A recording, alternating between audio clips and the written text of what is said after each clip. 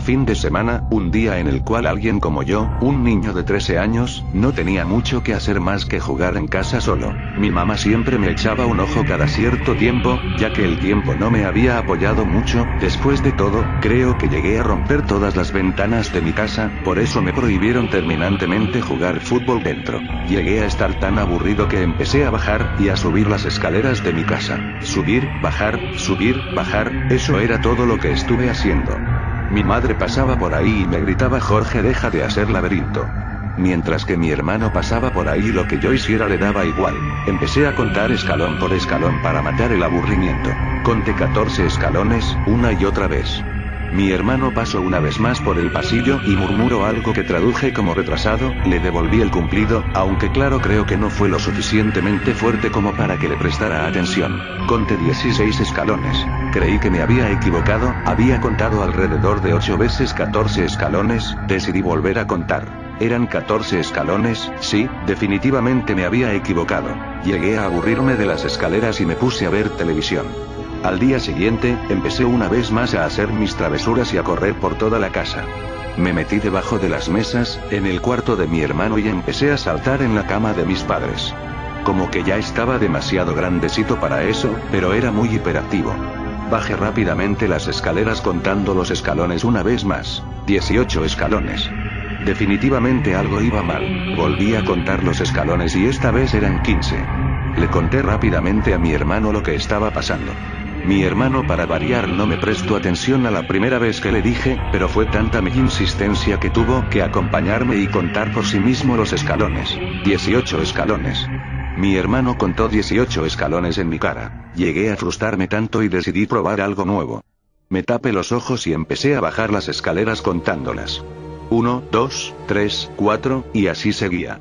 Llegué a contar 18 escalones, pero aún no llegaba al final de las escaleras. 20, 21, 22, 23, la cuenta seguía, y no parecía haber final. Era extraño, las escaleras no eran tan largas. 40, 41, 42, ¿a dónde iban estas escaleras? Llegué a estar más de una hora bajando las dichosas escaleras. Los escalones ya iban en la cuenta de 120 y aún no había fin. Quería abrir los ojos, la curiosidad me mataba, pero quería ver hasta dónde llegaba. Fue que poco a poco el silencio se fue extinguiendo y reemplazando por unos extraños silbidos. Poco a poco se empezaron a escuchar extraños ruidos, como si se estuviera arrastrando algo. Los ruidos empezaron a hacerse más claros, hasta que llegué al último escalón. El escalón número 305 era el último. Me quedé parado al fin de la escalera, sintiendo ese estremecimiento en mi cuello. Esos extraños ruidos se detuvieron apenas yo toqué el final de la escalera. Quería abrir los ojos, pero tal vez lo que vería no me gustaría para nada.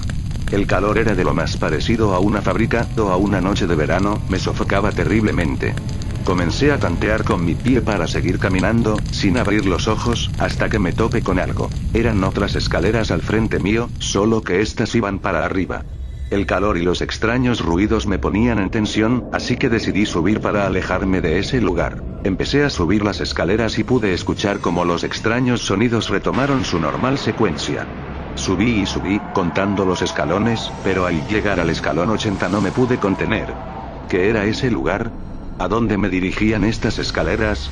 En un momento de miedo y desesperación no me aguanté más y abrí los ojos. Me encontraba en las mismas escaleras de mi casa, aproximadamente a la mitad de ellas, subiéndolas. Corrí a la cocina rápidamente para abrazar a mi mamá y decirle lo mucho que la amaba. Mi madre me miró extrañada, y después me devolvió el abrazo con un beso en la mejilla. Le conté lo que me había pasado, todo lo que había recorrido por esas escaleras, pero ella solo rió, y dijo mientras seguía limpiando: estos niños, tiene una gran imaginación. Tal vez solo fue mi mente jugándome trucos, pero cuando fui a mi habitación para descansar y me saqué mis zapatillas, noté que las suelas de estas estaban totalmente quemadas.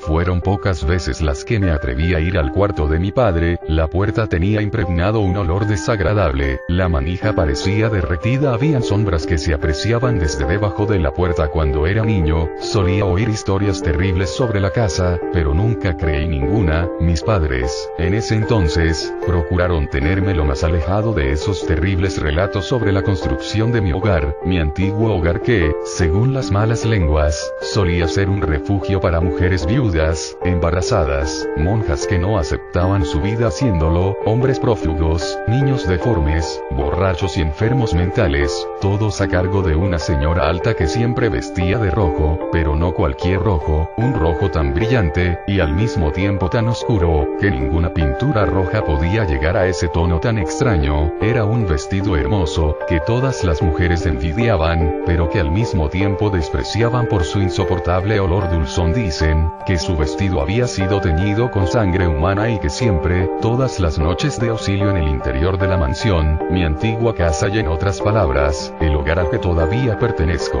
Mi familia compró la mansión a un buen precio, veníamos buscando un cambio y por fin lo habíamos encontrado, aunque la terrible realidad era que nadie se acercaba, yo no tenía amigos y a mis padres les negaban las invitaciones. Después de un año viviendo ahí, mi madre murió sin ninguna razón aparente, y después de unas horas, el cuerpo desapareció.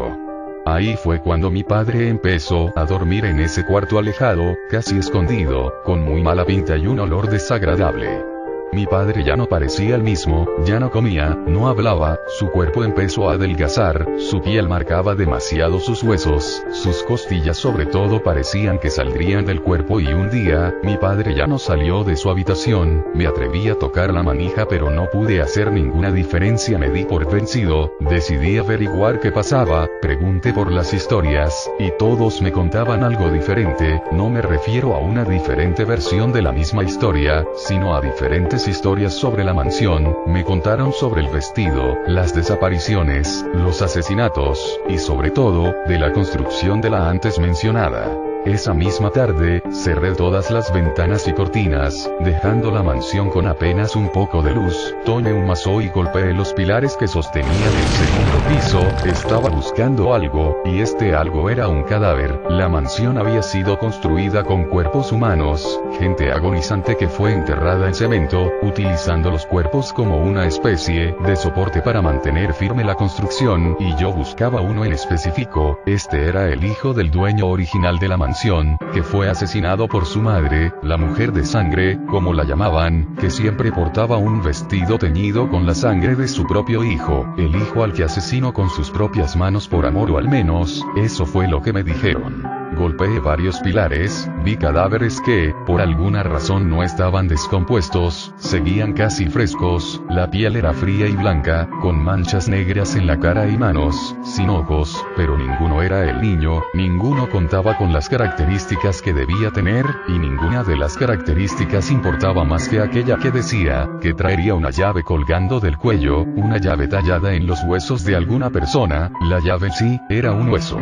Golpeé y golpeé hasta que después de varios intentos encontré al niño en el pilar más ancho y gordo de toda la casa, el pilar principal. El niño tenía apariencia como los demás cadáveres, pero era diferente, sus venas estaban marcadas de una manera descomunal, eran de color verde, aun con el paso de los años eso no había cambiado, pero eso no era lo peor, sus venas salían de su cuerpo como ramas, raíces que perforaban el pilar y se enroscaban en su interior.